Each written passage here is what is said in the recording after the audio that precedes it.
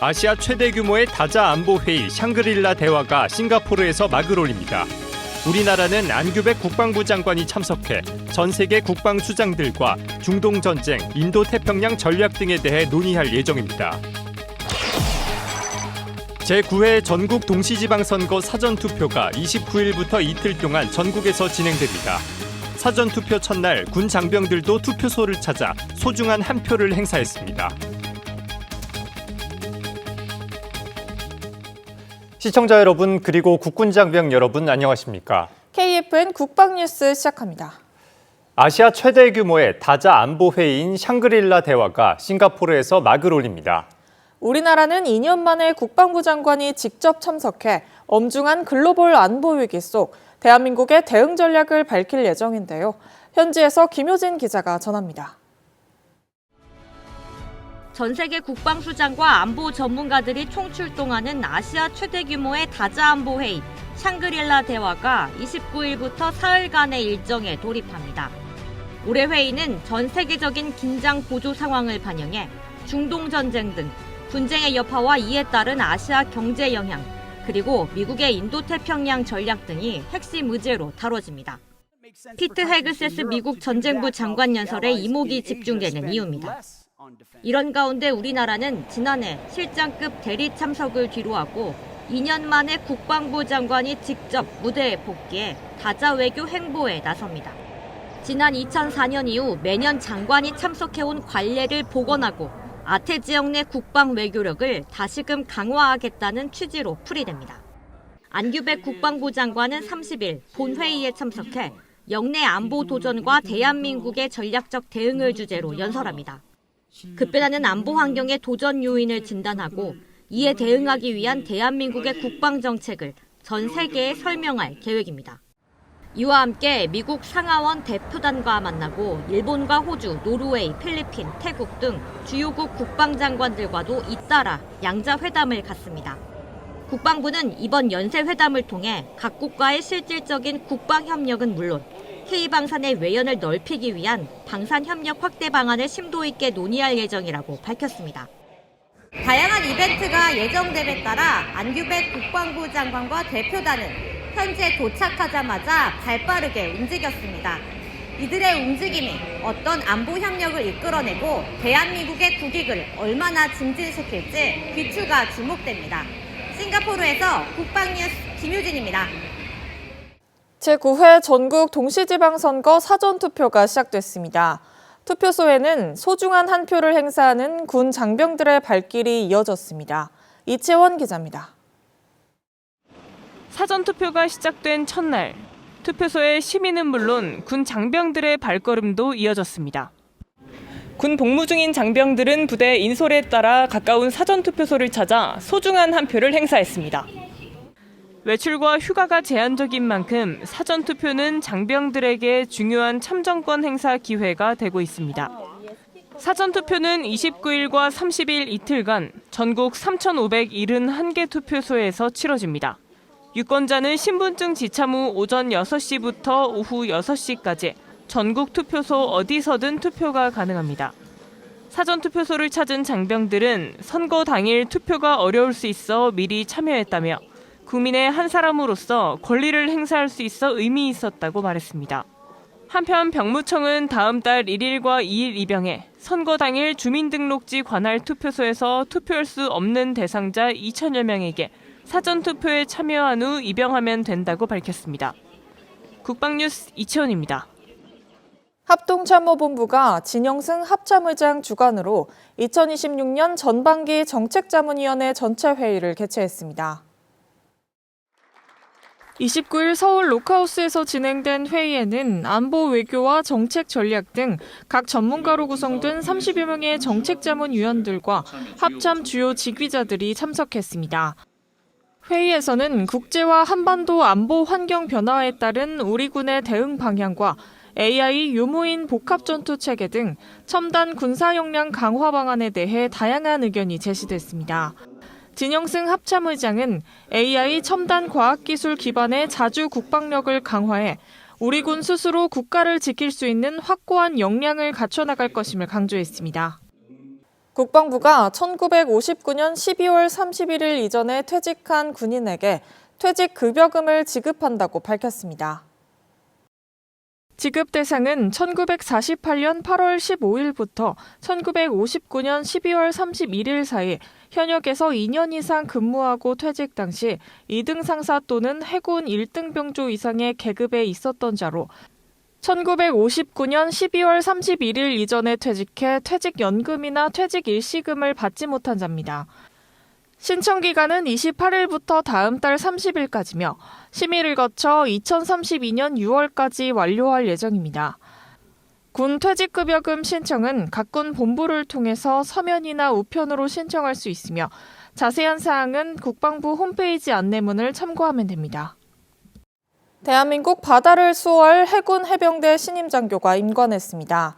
11주간의 강도 높은 교육훈련을 마친 이들은 앞으로 각급 부대에 배치돼 본격적인 임무를 수행하게 됩니다.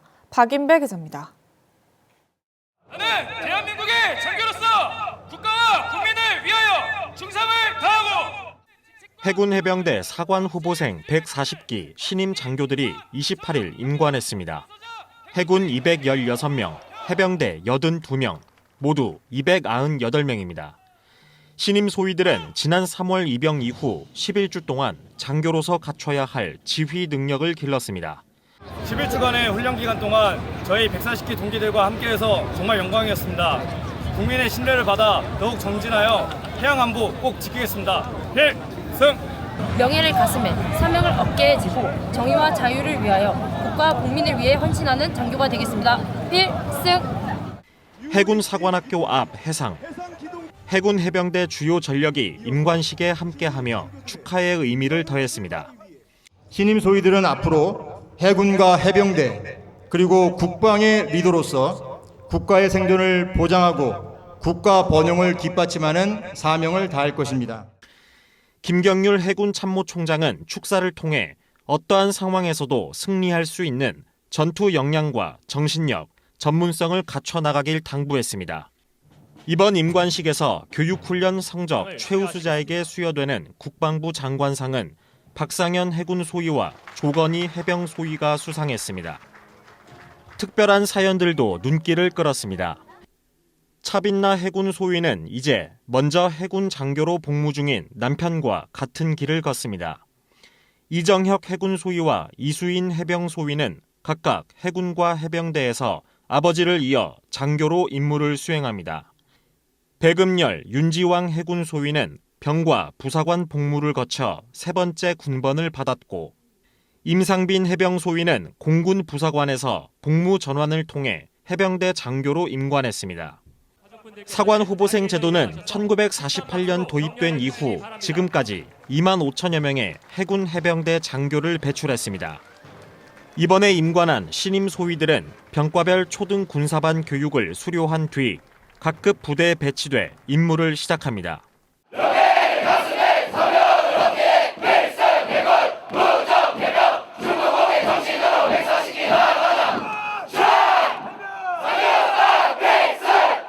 국방뉴스 박인배입니다. 육군 특수전사령부의 미래를 열어갈 263기 신임 특전부사관이 명예로운 임관식을 가졌습니다. 부대 개방 행사와 같이 열린 이번 임관식은 지역 주민도 함께해 이들의 새 출발을 응원했습니다. 안재영 기자의 보도입니다. 나는 대한민국의 특전부사관으로서 국가와 국민을 위하여 충성을 다하고 신임 특전부사관들이 국가와 국민에 대한 충성을 엄숙히 선사합니다. 육군 특수전학교가 28일 특전부사관 263기 임관식을 개최했습니다. 임관식에서는 209명의 신임 특전부사관들이 전후 임무 수행이 가능한 특전대원으로서 첫 발을 내딛었습니다. 이들은 지난 2월 입교 이후 16주 동안 체력과 전투기술, 정신력을 끌어올리는 강도 높은 훈련을 이겨내며 특전사 전투원의 기본 소양을 갖췄습니다.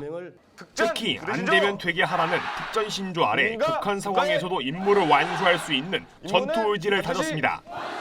교육 성적 최우수자에게 주어지는 국방부 장관상에는 고강인 하사가 수상했으며 이 밖에도 참전 영웅의 후손과 대를 이어 특전사를 선택한 인원들도 포함돼 의미를 더했습니다. 할아버지와 아버지에 이어 3대째 특전사의 길을 걷게 되어 자부심을 느끼고 있습니다. 후보된 기간 동안 배운 전우회와 책임감을 바탕으로 멋진 특전부사관이 되겠습니다. 한편 임관식과 함께 진행된 부대 개방 행사에서는 특수전 장비와 드론 시뮬레이터 등이 마련돼 가족뿐만 아니라 지역 주민의 관심도 모았습니다. 대한민국 안보 최전선에서 특별한 임무를 수행할 신임 특전부사관들. 이들은 훈련에서 익힌 특전 정신을 잊지 않고 국가를 수호하는 정예 특전사가 될 것이라고 포부를 밝혔습니다. 국방뉴스 안재입니다. 해군이 지난해 5월 포항 비행장 일대에서 발생한 해상 초계기 추락 사고 1주기를 맞아 추모식을 거행했습니다. 해군은 29일 포항 해군항공사령부에서 추모식을 엄수하고 순직자 고 박진우 중령, 이태훈 소령, 윤동규 상사, 강신원 상사에게 서운되는 보국 훈장을 유가족에게 전달했습니다. 김경률 해군참모총장은 서면 추모사를 통해 4명의 해군이 조국 해양 수호를 위해 보여준 사명감과 헌신은 국군 장병과 국민들의 가슴에 깊이 새겨져 있다며 순직자들을 기렸습니다.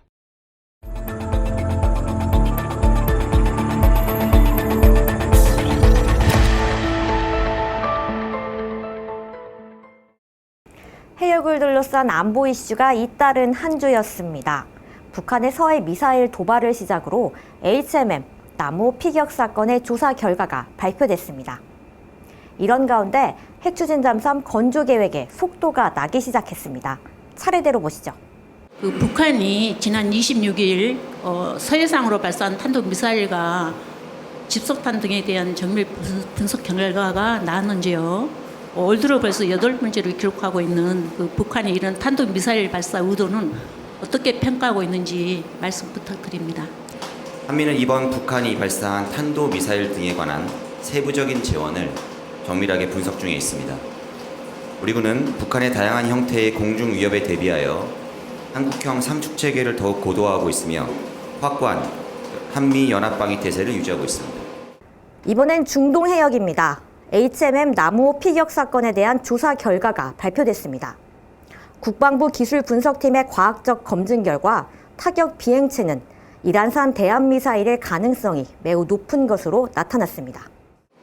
어제 정부합동 대응반 브리핑에서 국방부 참여 인원이 직접 기술 분석 팀장이 참석을 해서 충분히 설명을 드린 것으로 알고 있습니다. 네, 모든 정황이 이란산 대한 미사일을 가리키고 있고 가능성이 높다고 어제 설명이 된 것으로 알고 있고 그 입장에 저희도 동일합니다. 이번엔 바닷속으로 가볼까요? 핵추진 잠수함 건조 계획에 윤곽이 드러났습니다.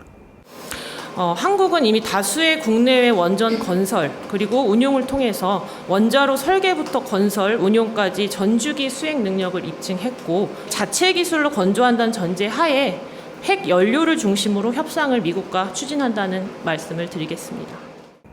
자주국방을 위한 행보는 자연스럽게 전시작전 통제권 전환으로 이어졌습니다. 이재명 대통령이 국무회의에서 신속하게 추진하라고 얘기하면서 이목이 집중된 겁니다. 오늘 대통령께서 이제 국무회의 때 전자권 환수를 차질 없이 이제 신속하게 추진해라라고 지시를 했는데요. 국방부가 보는 시점에서 현재 전자권 환수 준비가 어느 정도 수준에 와 있는지 궁금합니다. 네, 국방부는 일관되게 2015년 한미가 합의한 조건에 기초한 전자권 전환 방침에 따라서 체계적이고 일관적이고 안정적으로 추진해 왔다는 점을 설명드렸습니다. 특히 올해 전자권 전환을 원년으로 삼아서 조속한 전환이 이루어질 수 있도록 관련 협의를 하고 노력을 하고 있다는 말씀드립니다. 이와 관련한 오보와 추측성 보도에 대해선 단호하게 선을 그었습니다. 미 전자권 전환된 연합사 해체 시사라는 제목으로 모 매체에서 오늘 보도를 했는데 사실 무근입니다. 한미는 전자권 전환 이후에도 강력한 연합방위 태세를 유지하기 위해서 현재 연합사 체제를 계속 유지할 것입니다. 특히 지난 1월 미 고위당국자 방한 이후에 주한미군이 우리 군의 기존 합의를 변경하고자 하는 어떠한 제안도 없었음을 말씀드립니다. 급변하는 안보 지형 속에서 자주국방의 의지는 날로 높아지고 있습니다. 국방뉴스 김효진입니다.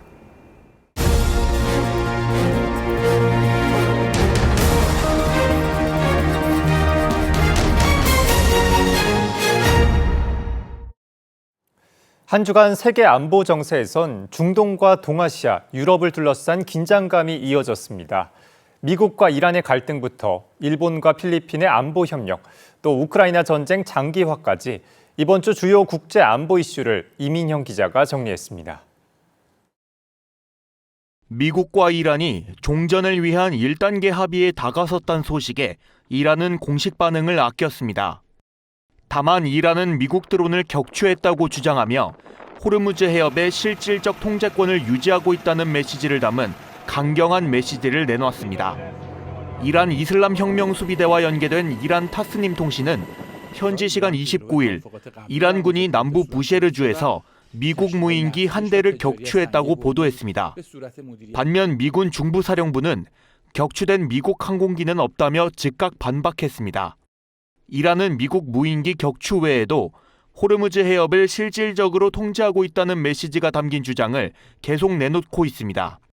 이란 메흐르 통신은 이란군이 호르무즈 해협 인근에서 해협을 통과하려는 선박에 경고 사격을 가했다고 보도했습니다.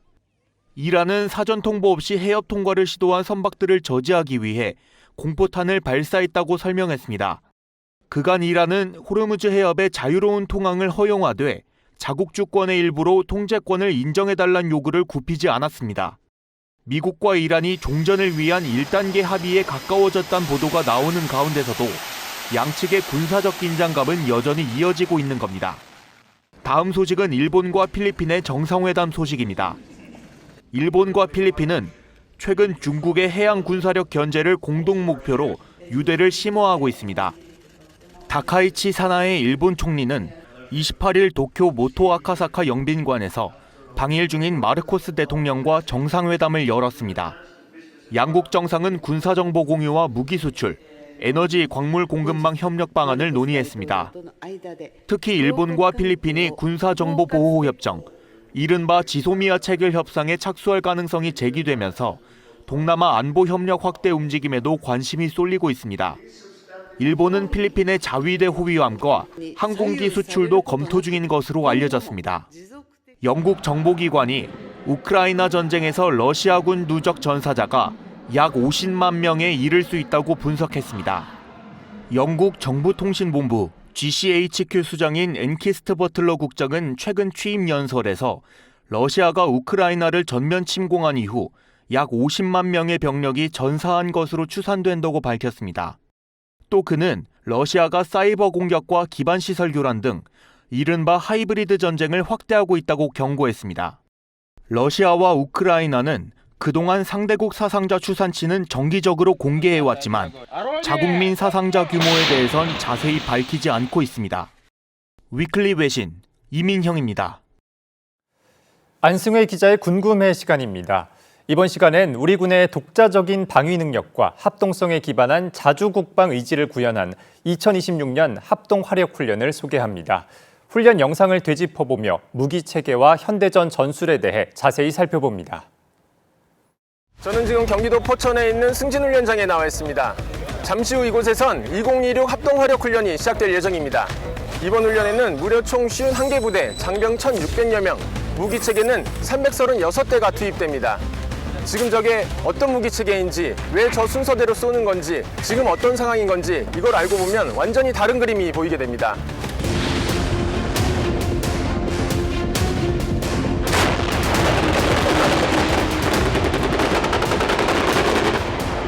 사격이 지금 시작됐습니다.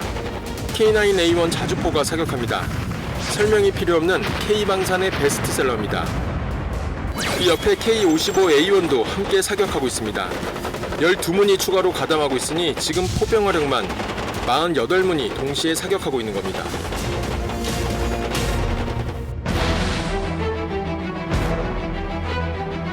이제 훈련의 핵심 국면입니다. 저기 하늘을 보시면 드론들이 일제히 전방으로 나가고 있는데요. 오늘 정찰 드론만 14기가 동시에 운용됩니다. 전파 탐지 드론은 적이 무선 통신을 쓰면 그 신호 자체로 위치를 잡아냅니다. 군단급 UAV는 수십 킬로미터 상공에서 넓은 지역을 감시합니다. 이 드론들이 잡은 영상과 데이터가 5G 통신망을 통해 실시간으로 지휘소로 올라갑니다. 그리고 AI가 분석해서 표적을 잡습니다.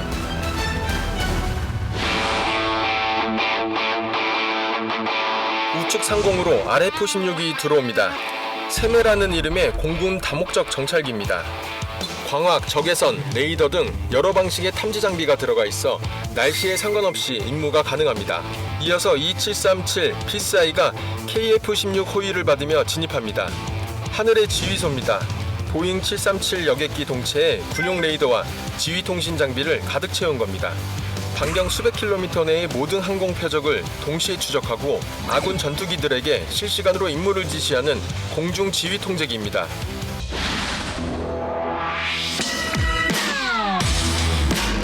이제 AI 지휘 결심 지원 체계 화면이 나옵니다. AI가 표적의 종류와 위치, 아군 자산의 현재 상태를 모두 고려해서 최적의 조합을 추천하는 겁니다. 지휘관이 이걸 보고 승인하면 타격이 시작됩니다. 자폭 드론들이 날아갑니다. 워메이트는 폴란드제 소형 자폭 드론입니다. 목표물까지 날아가서 충돌, 폭발합니다.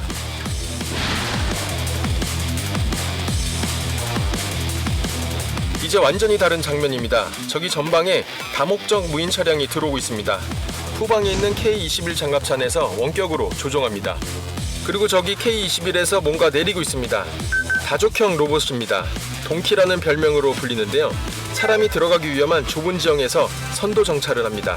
동키의 눈에 찍히는 영상은 실시간으로 후방 지휘소로 전송됩니다. 드디어 마지막 국면입니다. KF-16 2개 편대가 진입합니다.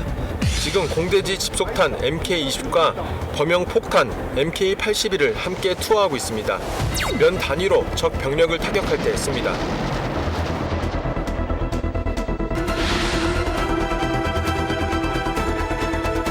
이제대 전차 중대조가 기동간 사격을 하면서 전진합니다.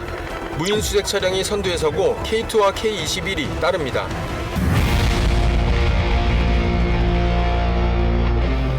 드디어 신호탄이 올라갑니다.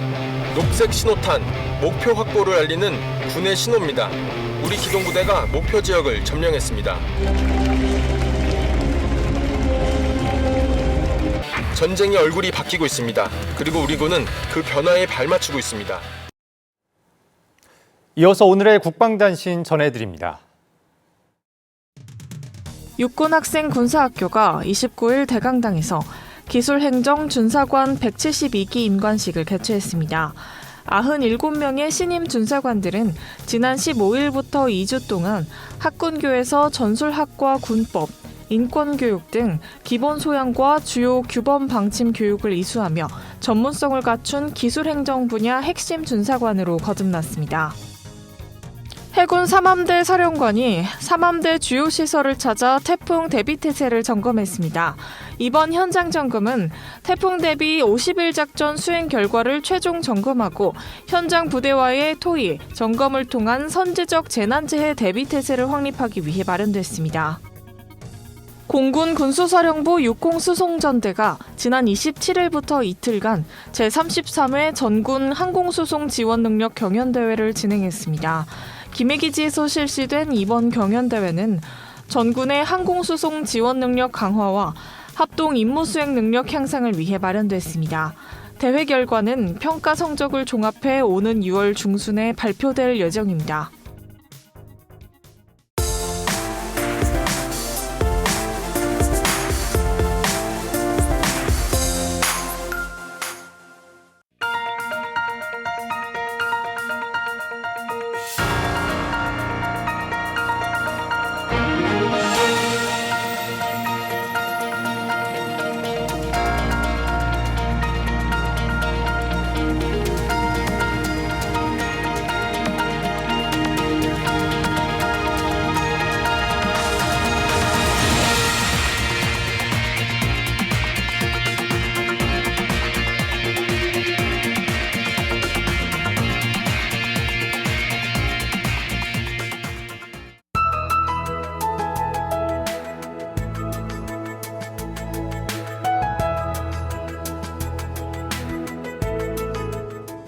기상정보입니다.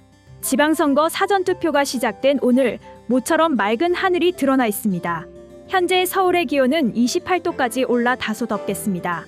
자세한 날씨 알아보겠습니다. 내일 예보입니다. 내일도 고기압의 영향으로 맑은 날씨가 이어지겠습니다. 내일 아침 최저기온은 서울 16도, 원주는 12도로 예상되며 한낮 최고기온은 서울 28도, 대구는 31도로 예상됩니다. 주간 기상 전망입니다. 다음 주 초반까지도 고기압의 영향으로 대체로 맑은 날씨가 이어질 것으로 예상되는 가운데 6월 1일과 2일에는 6호 태풍 장미의 영향을 받으면서 남해안을 중심으로 강수가 나타날 수 있겠습니다. 기상예보 잘 확인하시어 안전하고 행복한 주말 보내시길 바랍니다.